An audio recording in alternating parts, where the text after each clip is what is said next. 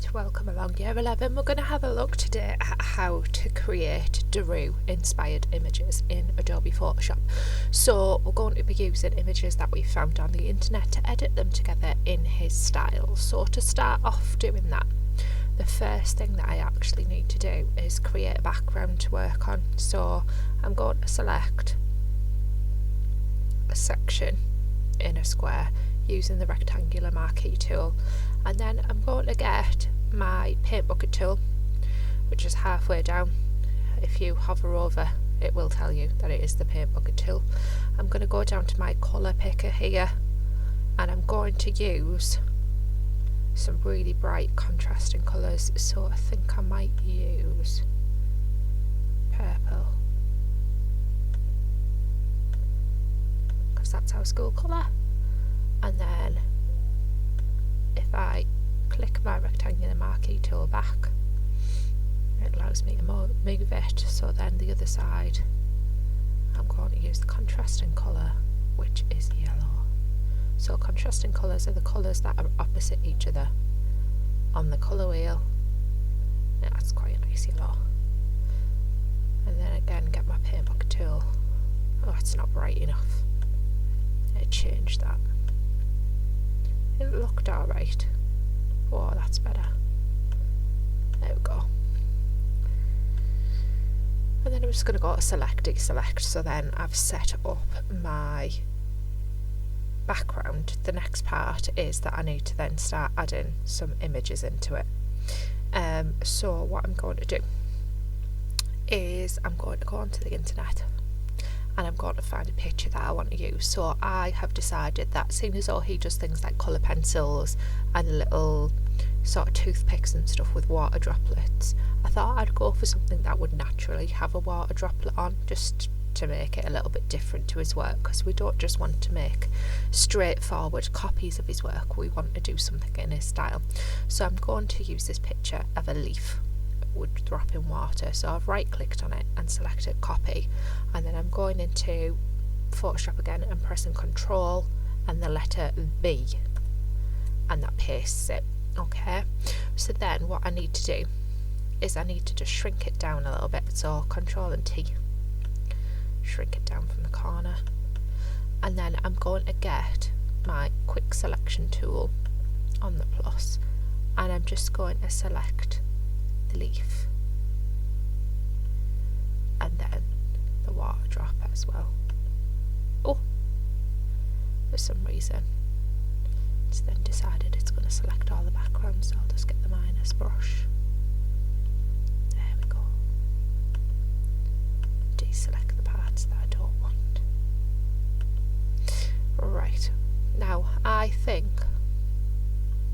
this is going to be a little bit of a messy edge. So what I'm going to do is I'm going to select, and I'm going to modify, and I'm going to do feather, and I'm going to feather by about, I think about 8. Go in between 5 and 10. I'm going to go 8.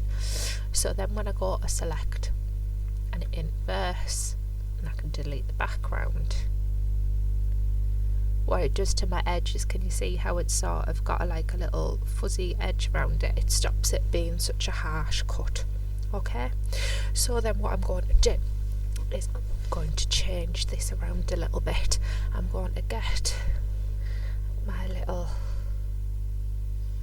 move cursor, and I'm going to place that one over that side, and then I'm going to duplicate this layer. So over here in the layers panel, I'm going to right click and I'm going to click duplicate layer, and it'll say it's layer 1 copy.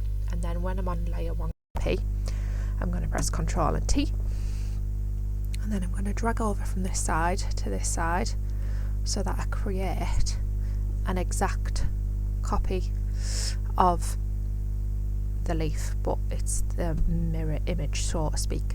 Okay, then when I've done that, what I'm going to do is I'm going to put the purple colour inside the yellow side, but inside the water droplet, and I'm going to put the yellow colour over here inside this one. Okay, so I will start off by zooming in a little bit. can see that a little bit clearer.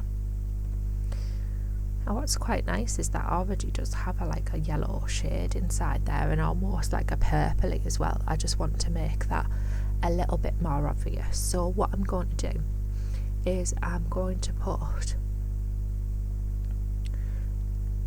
a new layer on top, and I'm going to turn it into maybe soft light, and what that'll allow me to do is just paint directly on top. So I'm gonna put my brush size down a little bit, and then like I said, I'm gonna paint the yellow on that side there. And because I've turned this layer into a soft light, it'll show up the colour, but it won't stop any of the image, so you can still see the lights and darks in that as well. Okay, so then I also need to use the purple, so I'm going to switch that over so the white's on top, and then I'm going to be selecting my colour, but I'm just going to use the colour picker to make sure that I've got the exact same purple, and then I'm going to paint the purple in on that side. So you've got half of the water drop with the yellow, half of the purple, and then I just need to do the same this side. So I'm going to go and paint that bit in with the purple, and then swap over, paint that side in with the yellow. Okay, and then the last little bit I need to do, just to make it look a little bit more Daroo, is I'm going to get all of these layers together, and I'm going to merge them so that I've got one layer. Okay, then I'm going to take this little lock here, I'm going to move it, and I'm going to drag and drop it in the bin because I don't want that layer to be locked. And then I'm going to get my burn tool.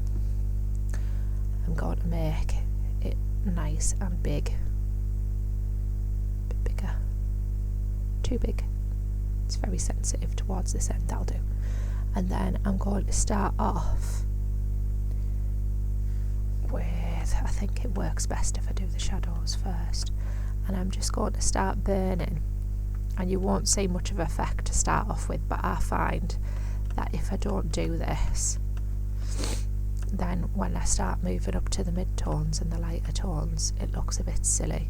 So I'm just going to burn around the edge, and you know what it might be that's making not much difference, is the exposure's really low as well, which will not help, but you can see it start to make a bit of a difference there now, especially on the leaf lock.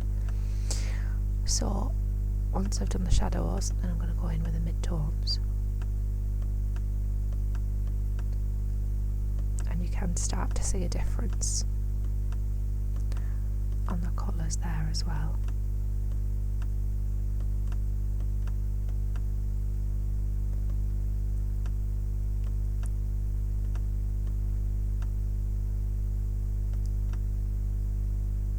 And I actually think I'm just going to keep on going with the mid-tones rather than going into the highlights, because I've got a feeling when I go into the highlights it's going to look a little bit silly. So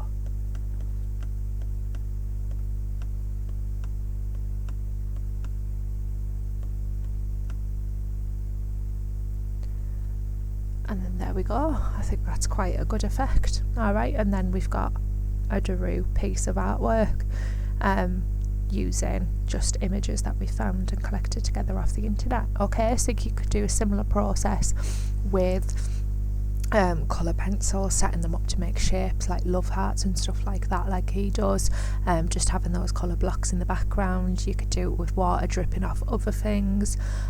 You could use glasses, because he sometimes uses those as well. Okay, so use the same techniques but have a little explore, trying to make at least 4 edits in the style of Daroo. Okay, so now it's over to you, off you go.